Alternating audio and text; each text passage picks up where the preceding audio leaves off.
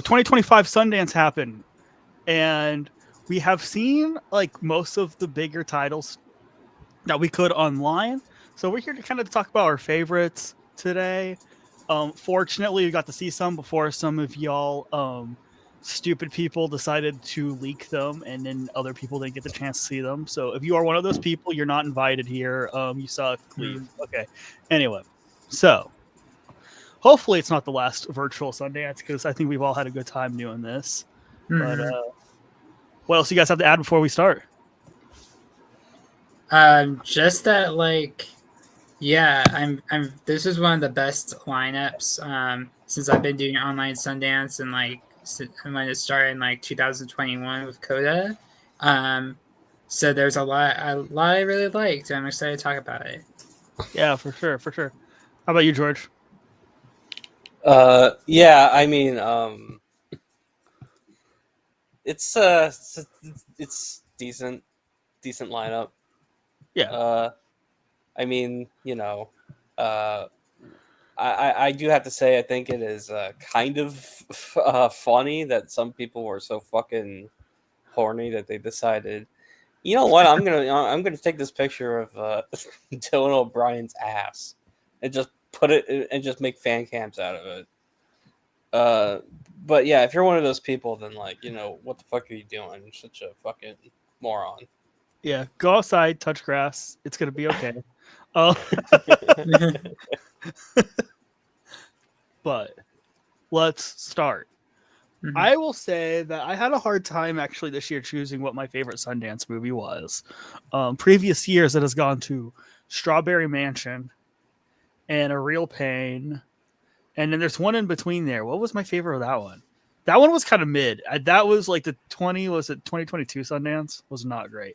I think it was like the Startling Girl. I don't even remember that, but oh, that was the year of Cha Cha Real Smooth. Oh wait, was it really? Cha Cha was the year before.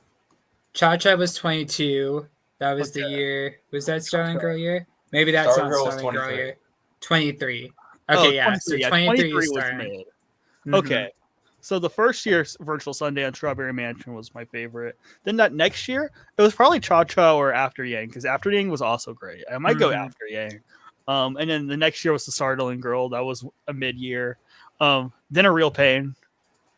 And then this year, I think I have to go with Omaha, which is a new film coming out soon. It actually got picked up from the Hollywood Blacklist, I discovered, so that's cool. We support our Blacklist because hopefully one day we will all be Sundance Blacklist acceptees. But for me, Omaha kind of felt like the great conglomeration of a movie like David Lynch's The Straight Story, maybe told through a perspective more like The Florida Project. A lot of it revolves around these two kids kind of processing what's about to happen without spoiling it. Because this movie does kind of have a very, very big revelation towards the end that changes the way that you see the rest of the film. It is a major big gut punch. But this movie, to me, accurately represented the Midwest that I grew up around. And I found that to be in itself cathartic. I think its lens of childhood is very, very profound. It's a sad movie, but there's moments of levity and beauty. It's incredibly understated. I think John Magaro gives one of the year's best performances already. It'll definitely be one I'm talking about by the time we're here in December. The movie's probably like, I've heard people call it slight, which I mean, I guess so. I could get into another conversation about what that even means. But regardless, I think it's understated, but it totally has this overarching broad thing to say, essentially about economic inequality within more rural parts of America. And I thought it was stunning. I really think that it was told beautifully. So that's my favorite movie of Sundance this year. But it was close. It was close. I realized hearing you talk that this year was like the 5th year of online Sundance. So I thought it was, I'm gonna take your kind of your little thing you did, and also kind of name some of my favorites in the past couple of Okay. years. From the first year, 2021 was Mass for me, kind of like this brilliant play-like Yes. conversation between the parents of a school shooter and a parent of one of the victims. That was just so well done, really floored me. 22 had Cha Cha Real Smooth, Cooper Rafe, kind of bringing existential 20-somethings to their knees. Yeah. 2023 had 1001, which is super underrated, kind of story of a single mother and her son through the eyes of a gentrified New York City. That was really fascinating. And then last year, along with Real Pain, I really liked Dee Dee. Yeah. This classic kind of coming of age story, but with such a specific point of view that's really fun to play around, but also still hits the hard hitting issues as talked about. But my personal favorite for this festival this year was Plain Clothes, directed by a new director. Sorry if I mispronounced the name.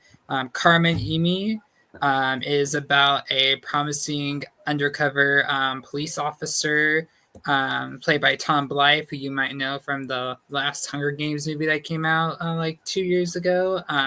Who played a young President Snow, but he plays this undercover cop in this like rural town who is assigned to lure and like target gay men who cruise in like the bathrooms of like malls and whatnot, and kind of everything changing when he slowly starts to fall in love with one of his targets. It does a great job of like capturing the anxieties of being like a closeted queer man in the 90s. There's a lot of like cam footage and VHS footage and just a lot of very interesting tactics to make you feel in the headspace.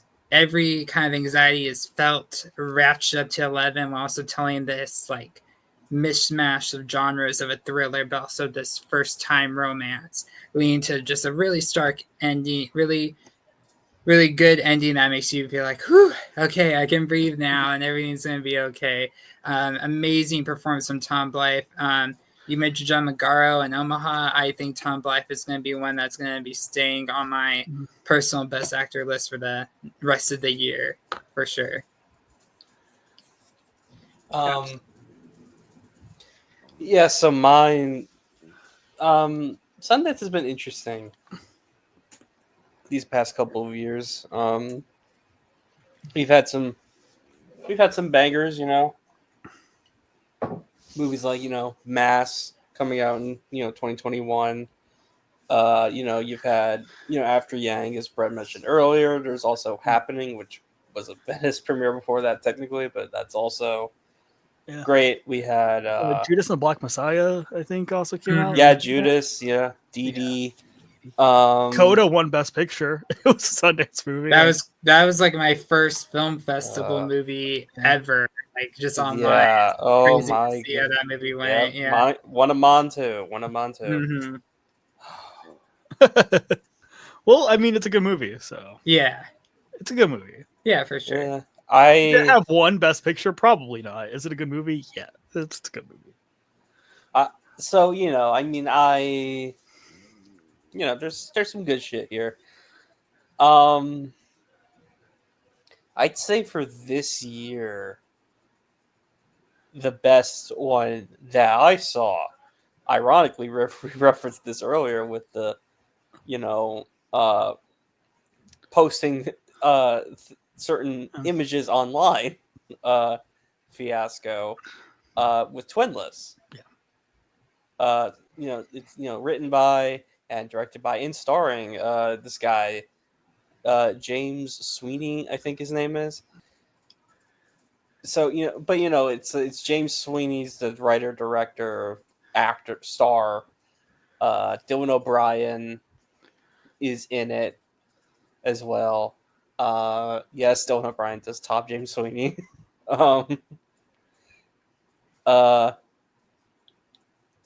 It takes a lot of twists and turns that you don't see coming, and it makes it for a really fun like ride of a film. Because of that, and the writing is really sharp, the chemistry is strong. it's incredibly funny Yeah. as well, and it poses some interesting moral questions about it as well. It's something that somebody who we were watching the film with said it perfectly. It's kind of like it's kind of a Dear Evan Hansen coded plot Absolutely. when you really think about it, but like it's actually like done in a way that is a lot more responsible, you could say, and a lot more interesting. Sure. And in a way that works better on film. But yeah, I'm very I'm very curious how people will react to the film for that reason.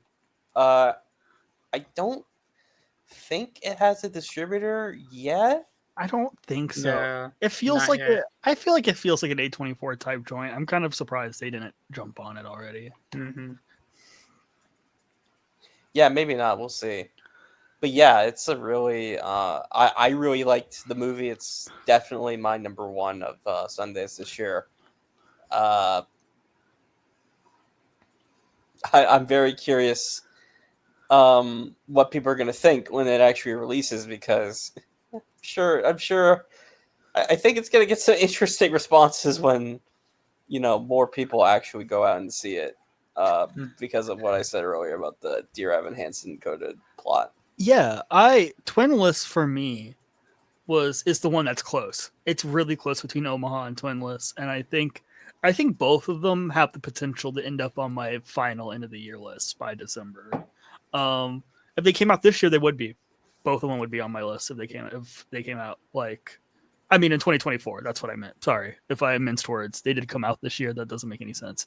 Anyway, but for me, what was really impressive about Twinless, I think it is legitimately one of the sharpest screenplays in a long time. The way that it's able to subvert audience expectations like that. And I also think the balance of tone is really impressive. That movie is startlingly sad and really explores grief in really honest and genuine ways, but then is also incredibly funny. And there's also times where, it's the perfect use of dramatic irony for a movie. That entire time you're just squirming in your seat because you know what's going on, you know what's happening. I mean, like, but it's friendship special. But also, I shouldn't think that because this guy did a terrible thing. You know what I mean? And like, it's what creates good narrative cinema. And I do think that when it comes out, some people might be like, well, James Sweeney's actually a bad person. And you're like, yeah, of course. But like, he's a flawed person that did this terrible thing. But like, what do we just want to have movies and follow people who are right and do the right thing all the time? Like, that's not interesting narrative. That's not interesting stories, And so I appreciated this one a lot. I also think if you are someone that has separation attachment issues, it'll hit for sure. There's specific moments that really did make me well up in tears. I'm now being like, should I made this my number one? But I love Twinless. I think it's a great film. Yeah, I agree with everything y'all have said. That is my second favorite of the festival. If it wasn't for Plainclothes, personally for me. But yeah, really sharp screenplay. I got shout out. I think Dylan O'Brien is really really, really good. Like, if for some reason we got a notification that like the world was gonna end in like July and they had to do the Oscars early, I mean, Dylan O'Brien would be walking away with a trophy. I think so personally is what I mean to say. I think he might end up being in mine at the end of the year. Oh yeah, same. He's great. Him and Tom Blythe for sure, I think, are kind of locks. And John to see. Mm-hmm. Tom McGarr is so good, but you got to see Omaha. It's great. I know. I missed Omaha. That was like the only one I missed. I know George isn't as hot on it as I am, but like us. Yeah, I mean, here's the thing. I liked it. I didn't. It's not because it's understated. Like, I love a lot of very understated movies. You can go look at my favorite movies list. A lot of those movies are, heavily understated. I just for some reason it just did not hit me. It did not really. It didn't do it for me. I don't, and I know Tristan. He's not here, because he's a bitch. Yeah. He felt the same way. I it's just one of those things. I don't really have like an issue with the movie necessarily. I'm just like, I'm not really sure necessarily what it's going, like what like the impact it's trying to say. I'm not sure everything is trying to. Well, it's not that I don't know what it's trying to say. I don't know like how it's trying to get the. Excuse me, I'm stumbling over my words. You're fine. You'll have to. Let me go back to my review so I make sure I'm not tripping over my dick.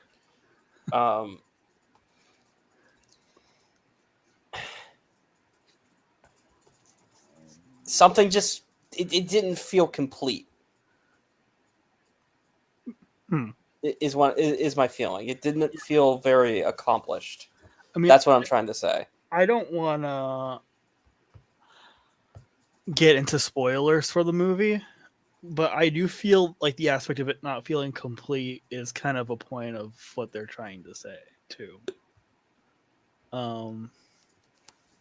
But again, it's hard to explain. If we could do like, we shouldn't do spoilers because these movies aren't even out yet. Yeah, but if at one point we can do a workshop of humanity on Ohama.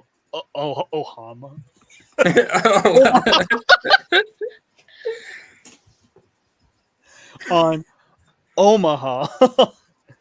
I would love to dissect that movie because I really think it's special. And again, it might have also resonated with me a lot more because like it felt so much like my childhood, like legitimately, like a road trip and stuff like that, and like the hotels.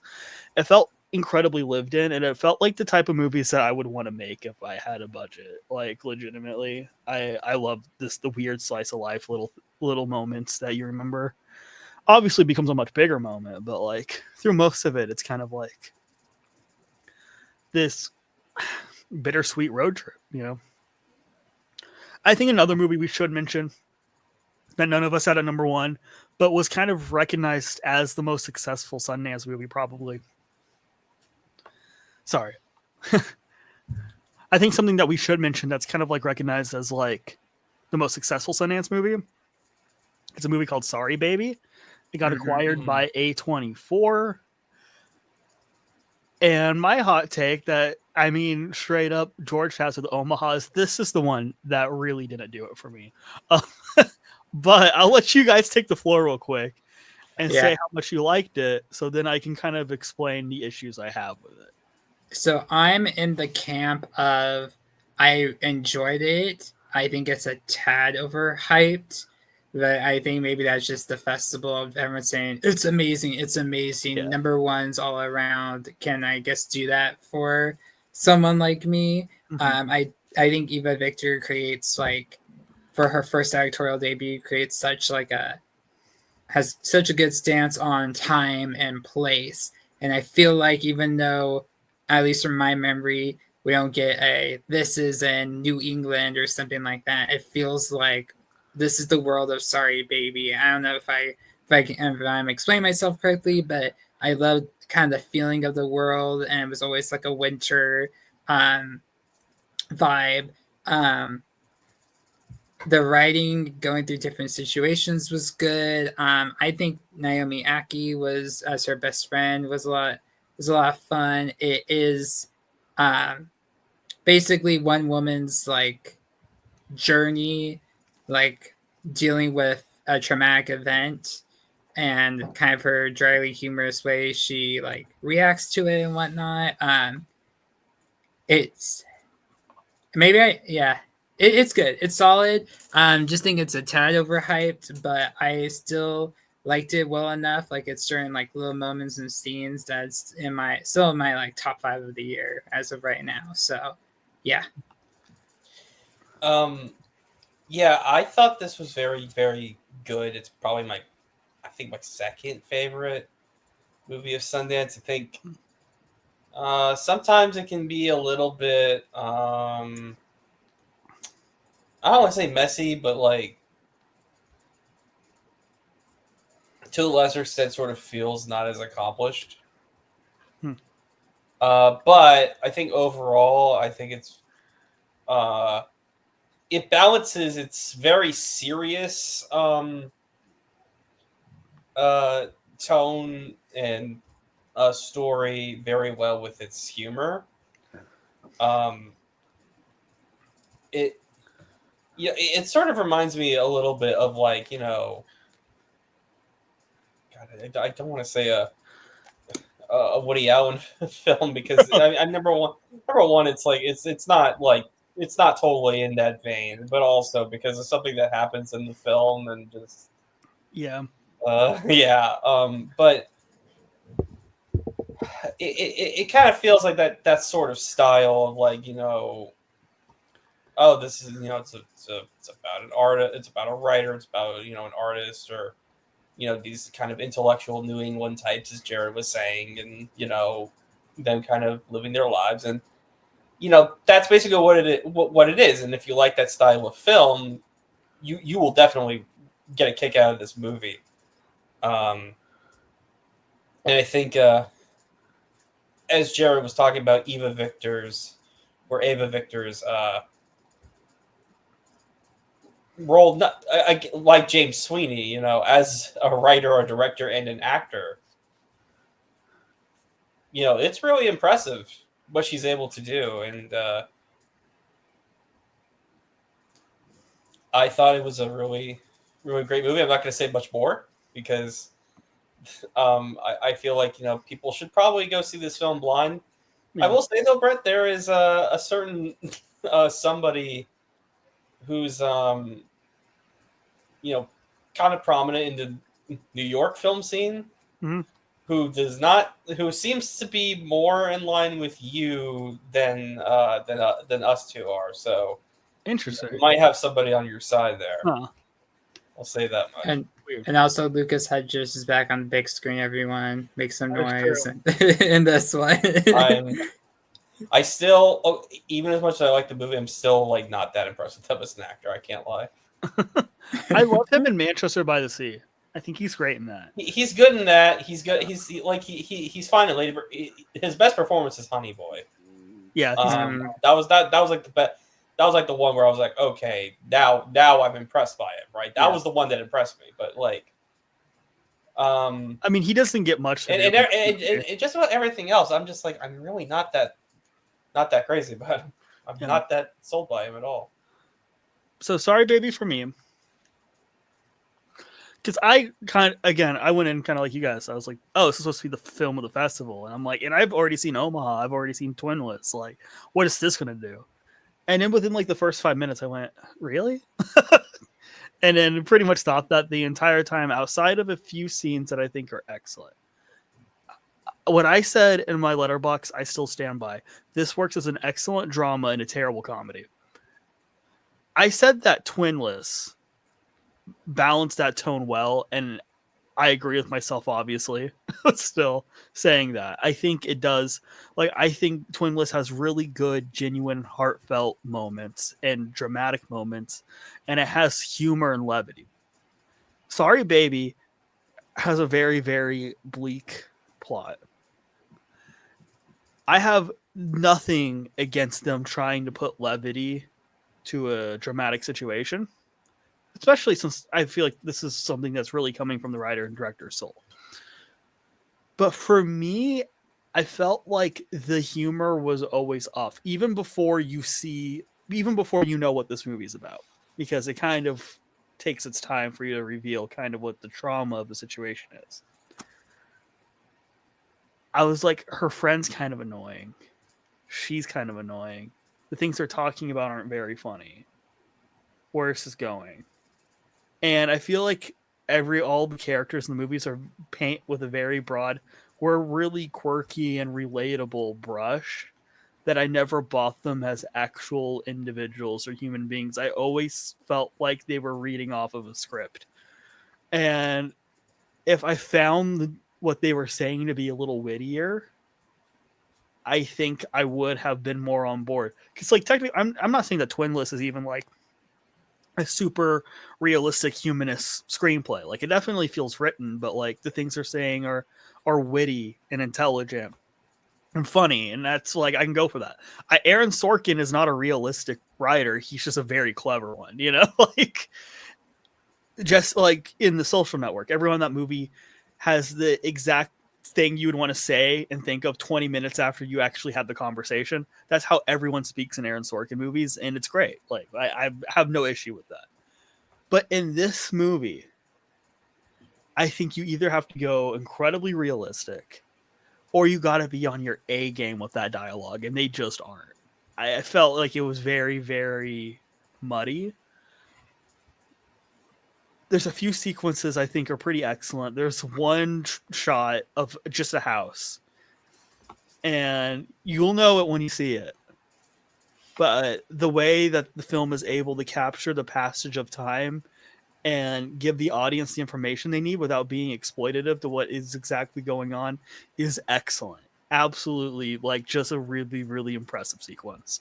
And then there's a final monologue that the main character gives towards the end of the film that is absolutely revelatory. And I think, because honestly, I think she's great, and I think she gives one of the best performances of the year so far. I think she's terrific in this movie. And that monologue is just heartbreaking. And if the entire movie would have been the tone of that dialogue, I would be singing the praises of this thing. But I do feel like there is a little bit of a sophomorish. I mean, what I can describe it as is I feel like this movie's going for the tone of Lady Bird, but Lady Bird's so witty and it's so smart and it's so on, and this movie isn't, in my opinion. And so you're gonna like, and this movie is doing something a lot more serious than Lady Bird is as far as subject matter. So it's one of these like they got to be on their A. I mean, I don't know if Lady Bird if Lady Bird would work if it got as dark as this movie did. I have no idea, but you know, obviously it didn't, so it's fine. But like, I don't know. There's something about this one to me just felt off. And like George said, I kind of wonder if other people will join my side when they see the movie outside of Festival Junket. Um, it also might grow on me. You know, I was I'm famously the person who was lukewarm on Anora when I saw it at TIFF, and everyone else was telling me it was amazing. And I would probably go back and tell TIFF Brett, no, Nora's a good movie. You just overhyped it for yourself. And Nora's a really good movie. Like, calm down. But regardless, so who knows? Mm-hmm. I might change my tone on this too. But for right now, I don't know. I'll say this real quick. I don't really get the Ladybird thing that much. It's like, because that I mean number one, that's also a coming of age movie. Like that's not like like this is going for, this has very different ambitions and goals, right? Like maybe like okay, you could say it's done in a similar like form, but like I think as far even I don't think that's necessarily true. I think as far as building characters that are very large and very broad, and then having a script that has wit kind of infused into it is very Gerwig-esque. I definitely think that she was inspired by, because I mean, I could even say a little bit of Frances Hawes in this too, which is more Noah Baumbach than Gerwig, but like, I think it's that I'm just like, there's something not gelling. And again, humor is also a subjective thing. I just didn't find the movie ever that funny, but also like other people did. So like, who am I to judge them for that? Because like, I don't know. So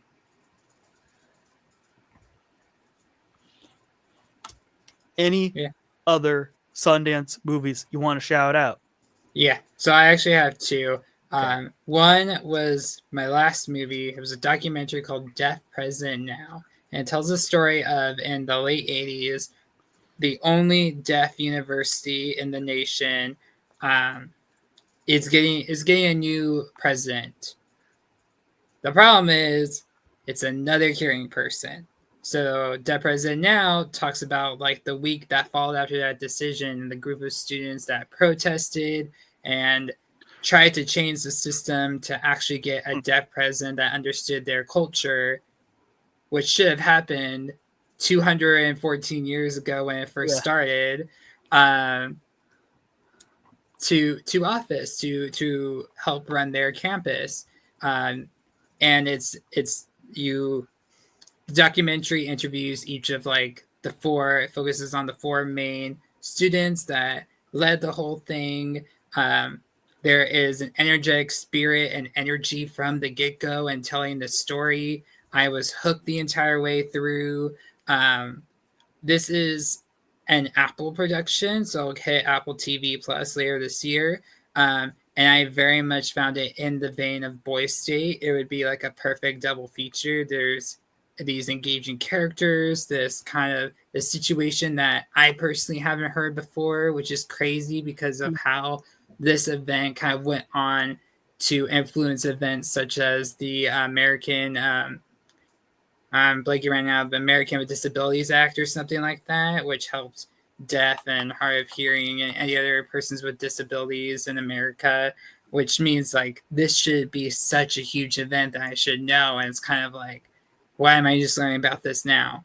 But it's a great documentary. Highly recommend it. Again, check it. Keep your eyes on your Apple TV Plus to check it out later this year. The second isn't technically a TV show, but what Sundance did this year was Cooper Raiff made a television show that ran almost 5 hours called Hal and Harper. Me, George, and Tristan all binged it on Friday. It was long and exhausting. I think I liked Cha Cha a little more. I think because of actually, before I let me explain the story. It is about a family, Hal, Harper, and their dad, played by Mark Ruffalo. Hal is played by Cooper Raiff as well, and Harper is played by Lily Reinhart. You might know from like Riverdale and all that jazz. And the show, these almost 5 hours of it, kind of tackled the dynamics of this family. We start in like the present, we go backwards. There's some cool little things here and there. We really dig into the psyches of Hal and Harper in terms of how a family tragedy especially influences their relationships and who they are. Because of that, because it's so long, I did feel like we were treading a lot of the same waters sometimes. In terms of like, okay, so we know Hal is like this. Yes, we get it. Yes, we know Mark Ruffalo is really sad too. Maybe it's just because though we had to all binge it in one time. I wonder if whoever brings it does like a weekly schedule release of it, and you kind of like have time to reflect on each of the different chapters, if that would affect my opinion. Because by the time you reach the finale, though, it is an amazing finale that kind of connects everything together into like this epic tale of this makeshift family and the Modern Family effects on like depression and anxiety and just like, woo, it's definitely a lot. It's definitely much more like sadder than I think and darker than I was expecting. There's still some moments of levity there. Lily Reinhart, I think I said this in my review. If this gets the right distribution, if this gets like an Apple, she could get a huge Emmy buzz. I think she's amazing in it as Harper. So I would check out for that and the finale. And you have an amazing soundtrack too. I think Cooper and his team kind of brought their A games again with the soundtrack. So I would check it out. I am a little less high than I thought I would, maybe because of just the long run time of it all. But there's still such a fascinating like experiment to be able to witness. I hope it finds a home soon and gets another season. Does it only have 5 episodes? Like, does the show only have 5 episodes, or does it have more? Eight. Okay. Interesting. Yeah, I'll very quickly give my thoughts on Harper because oh my god, it's so. I liked Cha Cha Real Smooth. I liked Shithouse. I was getting the feeling throughout the first few episodes, especially, that I was just like, ugh. I don't like. I didn't know if his style was like working for me anymore. I'm like, dude, you gotta switch up your game here, man. This style's you're starting to lose the sauce here. It got better as the show kind of went on. Like it was, like you can see kind of the impact of it, but like there's a certain choice that the show makes, and I won't give it away, but I think Jared knows what I'm talking about. There's a certain choice that it makes in its presentation that I never really like got it. I never really understood why they needed to do that. And like it was just like, I felt like, and I also felt like it was really awkwardly executed as well, where it's like I don't think it really worked either. And just that I think the performances are very good. I think I cannot attest to the fact that I've seen Lily Reinhart in anything. This is the first thing I've seen her in. She's great. Cooper Raiff does a good job. Mark Ruffalo, I mean, when is he ever not doing a great job? And has some moments, but overall, I'm not. I wasn't feeling it. It's like a 6 show, 6 out of 10 for me. Just really not what I was hoping for from it. Yeah, I've been hearing more of a muted response from it from a lot of people, which is kind of sad. But I'm still interested to see it at some point. I could not join you guys for the 5 hours just because I was like, man, that feels like a lot of time to look at. Maybe that was another issue. So I appreciate you guys for like the grind. Binging it over it like a well not like a 5 hour period, because we watched Twinless like halfway through, but like yeah, it was really it was really I don't want to say nauseating, that feels a little mean, but just yeah. I mean, I get it. I feel like it'd be different if you're like in a theater watching it versus like just at home and you're like, man, I haven't left my room and it's been. Yeah. I mean, some things can escape that. I definitely watched more than 5 episodes. I mean, I definitely. I can't speak today for some reason. Definitely watched more than 5 hours of Breaking Bad at a time when I first watched that show. Like, I mean, watching like 5 hours of Breaking Bad is a little bit different, because that's like a really like sharply written it's just super show. And Succession also, like if you're watching like 5 episodes of that at a time, that's one where it's like, that's a consistently entertaining show. This one, and like, yeah, it's the same style, but it doesn't feel repetitive in anything like that. This one is just like, all right, come on, get to the fucking point, Or you think it could have been? And again, like I want Cooper Raiff to like switch it up a little bit. Do you think it could have been executed as a movie? Yeah, I think it would have been better, to be honest. Yeah, I do think so too. I think there's a lot of fat that could be like trimmed out. Maybe it would have to be like a really long movie, because there is a lot of like character relationships, unless we cut out more of like the partners. But yeah, this is one I could definitely see could have worked as a movie for sure. The Brutalist, but instead it's Helen Harper. It's Helen Harper, baby. Helen Harper. Yeah. Coming right with AI speaking AI speech. I guess we'll talk about that at a different point. Yeah. The only other Sundance movie I really want to shout out, and I'm kind of no, I wouldn't say it's because of that, because I actually do really like the movie. It's this movie called Mad Bills to Pay. Or actually, let me get the full title here. mad bills to pay, or destiny, dile que no soy malo. I don't know what that translates to. But basically what it's about is it's about this guy. His name's Rico. He's like 19 years old. He's selling, cocktails on the beach in New York City. And he has this girlfriend who's, like 16 years old. Her name's Destiny. He gets her pregnant. Oh. And I don't remember the exact reason. I think it's because her parents kicked her out. But he basically invites her to move in with him and his family, and that creates a lot of conflict between them. It's a very naturalistic approach to the story. The dialogue is it feels very real, kind of naturalistic. As I said, it has a very observational,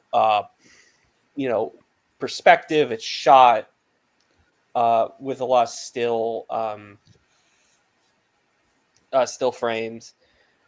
Often it's shot from a distance. And, the fly on the wall perspective, as it were. It's a form of like neo-realist filmmaking. And, by neo-realist filmmaking, I don't mean something like a Sean Baker film or a Safdie Brothers film or a Chloe Zhao film. If anything, it feels closer to like an Edward Yang film, but I don't think that's really a perfect comparison either. It's just a very kind of observational film, and it's a really good film. It's got great performances, really strong writing, and it has a very clear vision from its director, whose name is Joel Alfonso Vargas. And I actually have a bit of a connection with him because somebody who is in the Fantasy Film Ball Discord server is friends with this filmmaker. And that's actually the reason I ended up checking it out in the first place it's because like this guy says, hey, my friend made this movie. It's at Sundance. You guys should check it out. And so I picked it up, and I'm glad I did because I really thought the movie was great. And I don't think as many people saw it as I did, or as other films like Twinless, or Plain Clothes or whatever. Yeah. And I think people should definitely go and check it out. Now, I do also I actually do also want to bring up one other film, which is a film that I am definitely in the minority on, including on this podcast. It's a movie called Bunny Lover.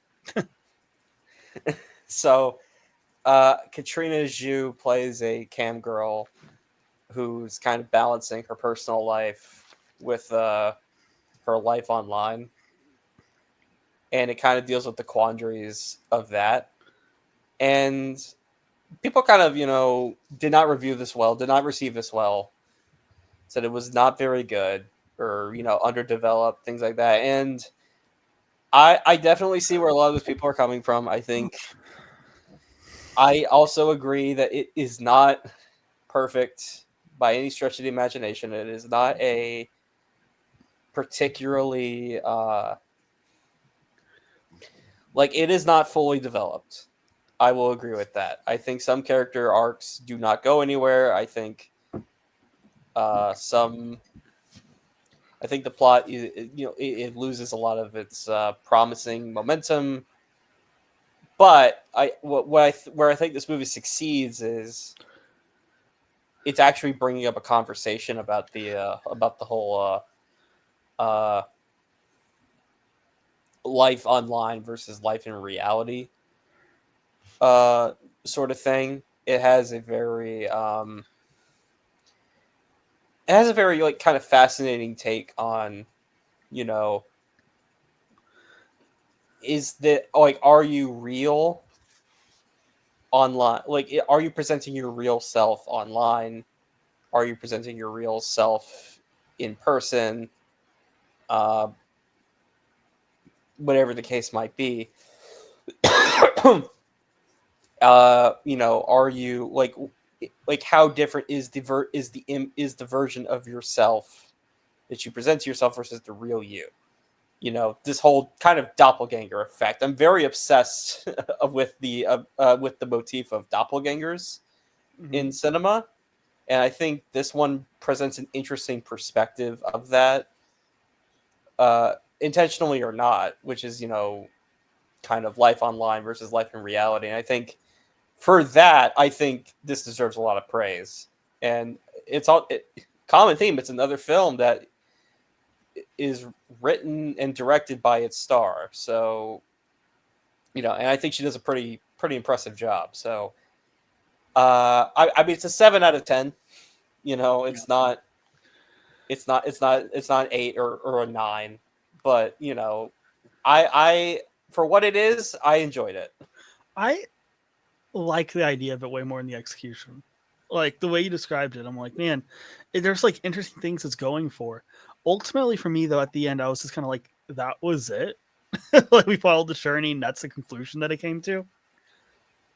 Which is like my biggest. Like I think I gave like a 2.5. I didn't give like a 1.5 or anything. I think there's a lot of like, I think there's a talented filmmaker behind it that's trying to say something. I just think the themes get kind of muddled because it don't exactly know what it's trying to convey.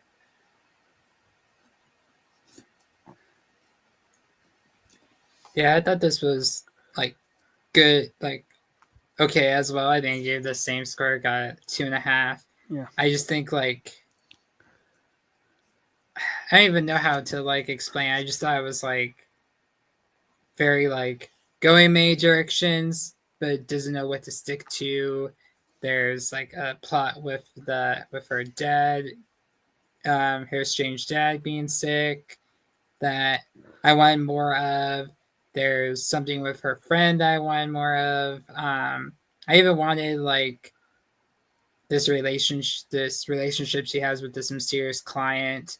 I wanted like a tad more. You get a little more of him than her friend or the dad, but I still want like a little bit more meat on the bone, I guess to say, about like what I was trying to say. That maybe that could have just been me after so many films, but I would still, but like most Sundance movies, I think this director has talent, and I'm very glad to see where she goes next, for sure, and explain more themes about that, like sexual, like identity and openness and all that jazz. Yeah. I think the movie I'm going to shout out before we wrap things up is the new Albert Burney film, Obex. So, I'm glad that this movie's getting more buzz than I thought it would. It kind of was completely flying under the radar, but actually I've seen quite a few people log it and be nice to it. So that's cool. Obex is like a really, really strange little movie. If you guys don't know, Albert Burney is one half of Strawberry Mansion. He directed with Kentucky Aldi, which I previously mentioned was my favorite Sundance movie of 2021. I think it's the single most underrated movie of the decade. I have talked about it to death to people. I think it is literally a stunning accomplishment of a movie that more people need to see. Music Box is the people who distributed it. Please push that movie more. Here's a funny story. I was on a plane, and I saw a computer like 2 seats down from me, and it was a guy who's a producer of Music Box. And I wanted to walk up to him and be like, so Strawberry Mansion, why did you guys bury that thing? What did you do? Anyway, so this is Albert Burney's next movie, which is kind of about this recluse guy who's living in this house. Yes, he's like TV stacked up. It's very quirky. I mean, George explained it as Walter's Wonderland-esque, which if you guys don't know, that's my short film, but it's kind of accurate. I don't know how else to describe it. There's like a ton of mosquitoes outside. It's like a post-apocalyptic future in the way that Spike Jonze Her is. Like it's very realistic and grounded, but like it's just surreal in the way of like it's science fiction. Like it's really hard to like pinpoint exactly. Like it's not like there's big giant robots and Martians or whatever, but like it's just subtly like, oh, this is a I don't it's not even the future. I think it like takes place in the 80s, but it's definitely like a different reality, or maybe the reality of the character. And then he gets this video game that at first he thinks this is kind of a scam, and then it kind of becomes his reality as things unfold, and he has to go into this kind of fantasy escapism to go get it. For me, the word Lynchian is completely trite and overused. For people trying to explain a movie for being a little too weird, a little too off kilter, usually. With Obex, though, I kind of can see the apt comparison to a Lynchian project, especially within its first half. Its first half has so much Eraserhead in it; it's almost distracting at times. But then when you get into the second half, it does become more of an adventure. We got to get the MacGuffin, which I won't spoil what the MacGuffin is. He befriends a computer guy who's pretty funny, but it becomes like kind of nostalgic and sweet, and a process about isolation and the human experience. And there's definitely this connection with nostalgia with the film.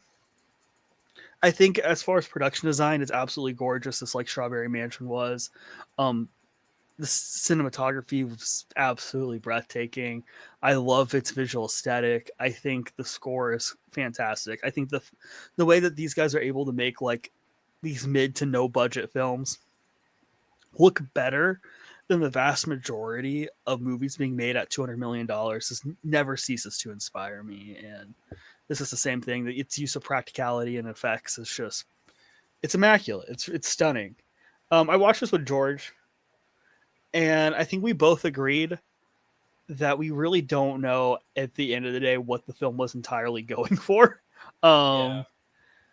Thematically, but I also think I might be dumb in the fact where I kind of do think it is a movie that I need to watch again in order to entirely get, because I definitely think in the subtext he is kind of saying something about our over reliance. I don't know necessarily on technology, but like, you know, this guy is a recluse, and anytime he sees something bad on the TV, he wants to run away from it, and then he kind of has to step up and figure out how to be his own self and to make his own food. It's kind of,